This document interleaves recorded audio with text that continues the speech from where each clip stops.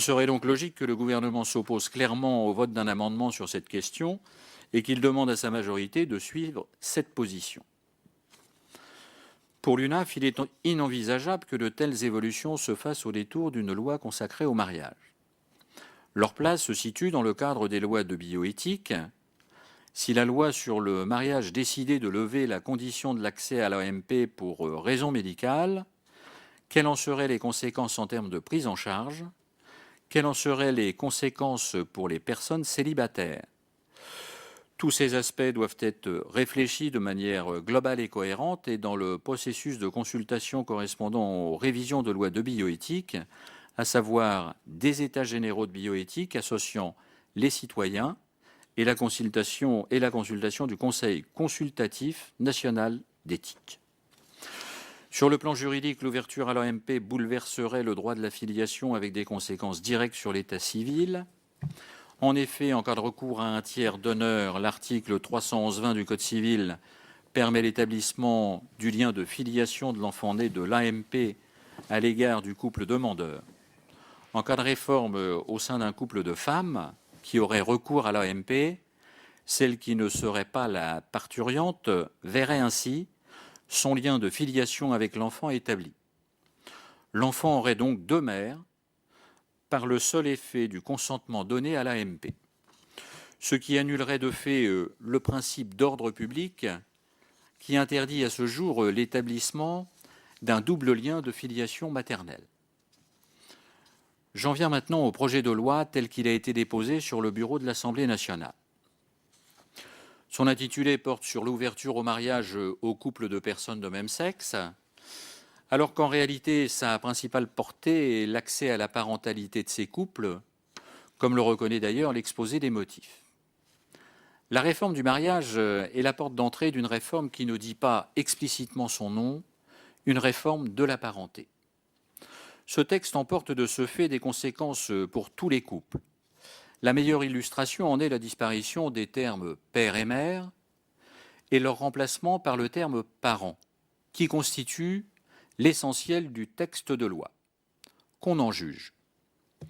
Premièrement, l'article 1er qui porte sur 7 références du Code civil porte stricto sensu sur le couple marié, en remplacement les termes mari et femme par époux, ou bien encore mari par conjoint. Tous les autres remplacements de termes renvoient pour l'essentiel à la notion de parent. Deuxièmement, la suppression des termes père et mère s'étale sur 16 articles dans un projet de loi qui en compte 23. C'est donc le cœur du texte de loi. Et enfin, chaque article permet de supprimer en un seul bloc les termes de père et de mère qui figurent à de multiples reprises dans notre législation. Ainsi, 103 articles situés dans 12 codes différents. Le Code civil n'est pas le seul impacté, voit les termes père et mère disparaître. Au total, le mot de père est supprimé au moins 157 fois et le mot de mère 156 fois. Certains affirment que c'est juste une question de vocabulaire, juste une adaptation d'écriture dans les codes, et donc que ces modifications de termes ne changeront strictement rien dans la situation des familles.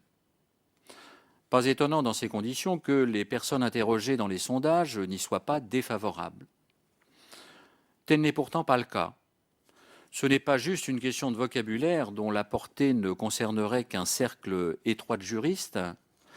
Pour notre part, nous avons identifié 3 grandes sources de difficultés qui sont porteuses de profondes modifications pour l'ensemble des couples. Premièrement, le caractère imprécis du terme parent crée de l'incertitude juridique. Qu'est-ce qu'un parent? Au sens du droit aujourd'hui, quel sera son sens demain? Étymologiquement, le terme parent découle de parents, celui qui a mis au monde. Le parent est donc au sens premier, le père ou la mère par le sang. Mais le droit contemporain ne définit pas le parent juridique. Quand le terme apparaît, il se définit alors par référence aux notions auxquelles il est associé, et celles-ci ne visent pas nécessairement la situation de père et de mère. Ainsi, pour définir les titulaires de l'autorité parentale, l'article 371 du Code civil mentionne, sans ambiguïté, les parents après avoir désigné les pères et mères. Plus loin dans le même code, s'agissant du droit des successions, les articles 731 et 734 visent les parents par une définition tout autre. Ils visent jusqu'au 6e degré. Les enfants et leurs descendants, les pères et mères, les frères et sœurs et les descendants de ces derniers, les ascendants autres que les pères et mères et les collatéraux autres que les frères et sœurs et les descendants de ces derniers. Autre exemple, en matière de protection juridique des majeurs, une récente disposition prévoit qu'un parent peut requérir l'ouverture d'une mesure de protection auprès du juge des tutelles. La doctrine hésite sur le périmètre à retenir. La notion de parent peut en effet s'étendre à toute la parenté, aussi loin que la communauté d'ancêtres est reconnaissable, ou plus raisonnablement aux parents successibles. Être parent recouvre donc des réalités multiples, qui ne se limitent pas toujours aux seuls liens paternels et maternels.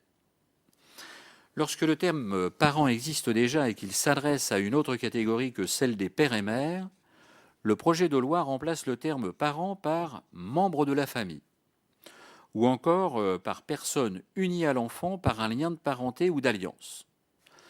Mais la notion de famille, là encore, n'est pas définie. Elle peut désigner non seulement des liens d'ascendance et de descendance, mais aussi des liens de toute nature, dont celle des beaux-parents par exemple. En termes de succession, le projet de loi, en substituant père et mère par le terme parent, s'abstient de qualifier les personnes successibles. Les personnes visées sont donc imprécises. Par ailleurs, alors que le droit des successions exclut les alliés au profit des seuls liens de parenté, le projet de loi semble vouloir réintroduire les alliés en remplaçant le terme parent par celui de membre de la famille. Si telle n'est pas l'intention, il faut lever l'ambiguïté en revoyant la rédaction. En tout cas, on voit bien toute la difficulté à remplacer des formulations qui avaient le mérite jusqu'à présent d'être explicites. Autre exemple, la nouvelle rédaction envisagée par l'article 205 du Code civil relatif à l'obligation alimentaire découlant du mariage pose directement le problème de la délimitation du périmètre de cette obligation. Il disposerait dorénavant que les enfants doivent des aliments à leurs parents, au lieu de à leur père et mère, ou autres ascendants qui sont dans le besoin. Le terme parent peut être interprété là aussi plus largement que les seuls pères et mères et pourrait entraîner la reconnaissance d'une extension de l'obligation alimentaire due par les enfants à l'égard de nouvelles catégories de personnes ayant un lien de parenté plus éloigné. Rappelons qu'il existe un principe à valeur constitutionnelle de clarté de la loi qui impose d'adopter des dispositions suffisamment précises et des formules non équivoques. Si le terme de parent devait demain désigner strictement les pères et mères, il faudrait immanquablement réviser dans le même temps tous les dispositifs dans lesquels cette notion existe déjà et renvoie à d'autres cas de figure. À défaut, l'imprécision déstabiliserait nombre de dispositifs existants. Ce remplacement présente également le risque de brouiller le lien de parenté si le terme parent n'était pas mieux défini dans la loi. De nombreuses personnes pourraient se prévaloir de ce statut, la parentèle, mais aussi les personnes remplissant une fonction de parent auprès d'un enfant à un moment donné, sans qu'elles aient un lien de parenté de par le sang ou par alliance. Si tel devait être le cas, il s'agirait alors effectivement d'un vrai changement de civilisation, pour reprendre l'expression employée récemment par Madame la garde des Sceaux. Deuxièmement, la suppression des termes père et mère emporte des conséquences pour tous, dont la portée est sous-évaluée. Le projet de loi modifie la rédaction de l'état civil pour tous les couples. En effet, il supprime les termes de père et mère à l'article 34 du Code civil, qui décrit le contenu des actes de l'état civil. Les termes de père et mère figurant dans les actes de naissance et de reconnaissance sont remplacés par ceux de parents. Ce remplacement est contradictoire avec le communiqué de presse qui accompagnait la présentation du projet de loi en Conseil des ministres et qui disait, je cite, « Ces modifications ne concernent pas les actes d'état civil et le livret de famille, dont la forme n'est pas régie par la loi. Ces actes ainsi que le livret de famille continueront à utiliser les termes de père et mère, dès lors qu'il s'agira de couples de personnes de sexe différents. » Que sur le plan réglementaire, le gouvernement cherche à conserver les termes de père et mère, nous en sommes satisfaits. Preuve d'ailleurs qu'il a entendu la portée de cette question, mais ce n'est pas ce que prévoit le projet de loi, qui fait disparaître purement et simplement les termes de père et mère dans cet article relatif à l'état civil. Il faut donc en changer la rédaction et réintroduire les termes de père et mère. Toute ambiguïté sera ainsi levée. L'étude d'impact indique qu'il sera nécessaire de prévoir par voie d'arrêté un nouveau modèle de livret de famille adapté à la situation de couples constitués des personnes de même sexe. Rien ne dit s'il s'agira d'un livret de famille spécifique, ce qui n'est pas sans poser de questions, ou d'un livret unique dont la rédaction serait modifiée pour tous. Ce remplacement des termes père et mère dans cet article est probablement destiné à permettre l'accès des couples de même sexe à l'adoption plénière. Afin de conserver dans la loi les mots père et mère, une solution pourrait consister à ajouter après les mots père et mère le terme du ou des adoptants. Par cette rédaction, l'ouverture éventuelle à l'adoption plénière des couples de même sexe ne conduirait pas à modifier les actes d'état civil et les actes de naissance pour tous. Toutefois, le fait d'ouvrir à l'adoption plénière risque d'emporter des changements en termes d'état civil pour l'ensemble des enfants adoptés, y compris ceux vivant dans des couples de personnes de sexe différents. Compte tenu de ces nombreuses conséquences, une autre solution consisterait à ouvrir l'adoption simple aux couples de même sexe et à réserver l'adoption plénière aux couples de sexe différents. En tout état de cause, si la rédaction n'est pas modifiée, elle porte en germe une modification de l'état civil et du livret de famille pour tous les citoyens. Par ailleurs, elle ouvre la porte à la levée de l'interdit d'une double filiation maternelle ou paternelle pour tous les modes d'établissement de la filiation. Enfin, il est annoncé que les termes père et mère ne seraient changés que dans des cas strictement nécessaires.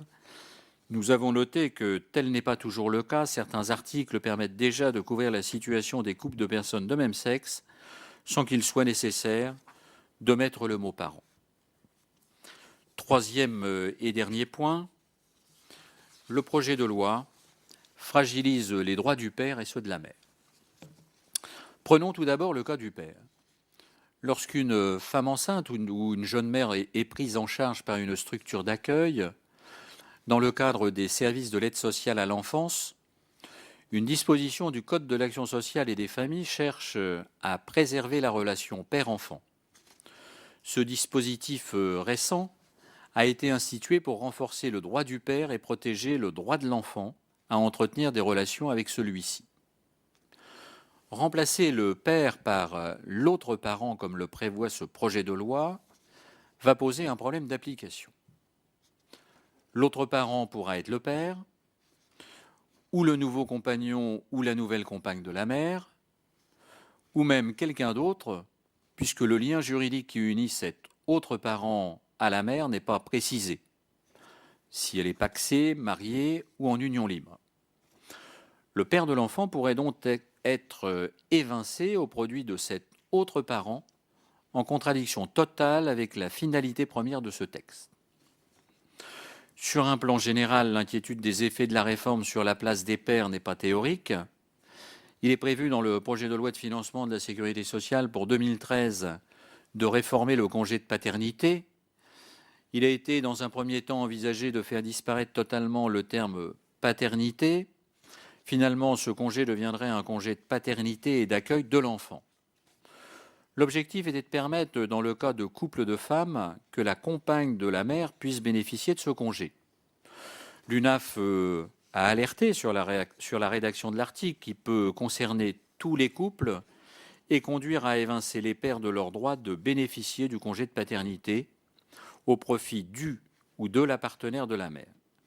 Cet exemple montre le risque pour les pères séparés ou divorcés d'être écartés par l'attribution de nouveaux droits accordés à celui ou à celle qui vit avec la mère. Les mères peuvent être aussi affectées par la réforme annoncée. Le projet de loi aménage la majoration de la durée d'assurance accordée au titre de l'incidence sur la vie professionnelle de la naissance, de l'éducation ou de l'adoption d'un enfant.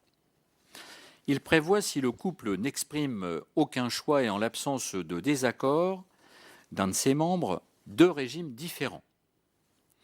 Pour les couples de personnes de même sexe, un partage égal pour les trimestres non liés à l'accouchement, éducation ou adoption. Pour les couples de personnes de sexe différent, l'attribution de la totalité des trimestres à la mère. Ces dispositions ont pour effet de faire disparaître l'égalité de traitement entre les mères biologiques selon qu'elles vivent avec un conjoint ou une conjointe. Enfin, nous avions soulevé des incohérences lors de l'examen de l'avant-projet de loi pour le conseil d'administration de la CNAF qui n'ont pas été prises en compte, l'accès de l'allocation forfaitaire de repos maternel à des hommes, ainsi que l'ouverture à des hommes de dispositions relatives à l'assurance maternité.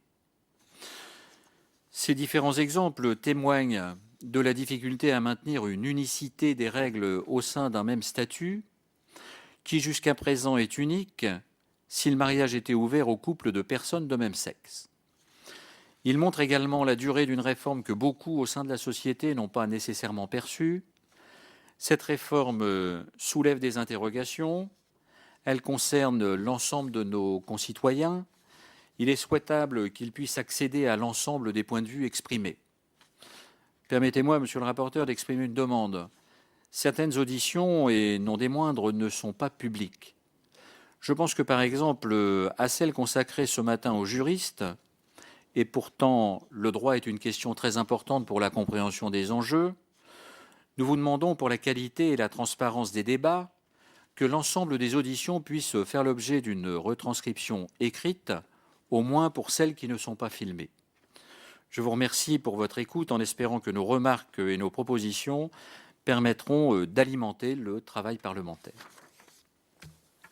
Merci, Monsieur le Président, pour votre intervention. Sur la dernière question, elles ne sont pas publiques, mais elles sont ouvertes à la presse, tout simplement, comme d'ailleurs cette audition ici.